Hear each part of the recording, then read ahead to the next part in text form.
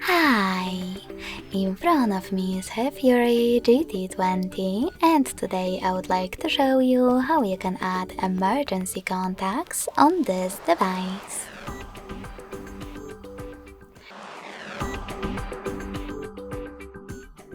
First of all, you need to open Settings and scroll all the way down right away to access About Phone.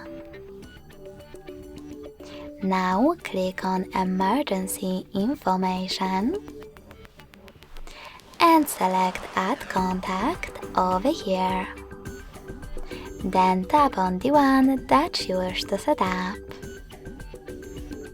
If you wish to add a second one, tap on Add Contact again and tap on the other one, or even a third one.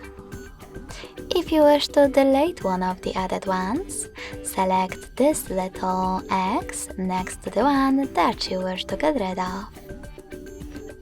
Then confirm your choice in the pop-up. So now when I switch off my screen, then turn it back on, click on Emergency and then Emergency Information twice, I can see that my contacts were successfully added. Thanks so much for watching. If you enjoyed this video, don't forget to leave a like, comment and subscribe.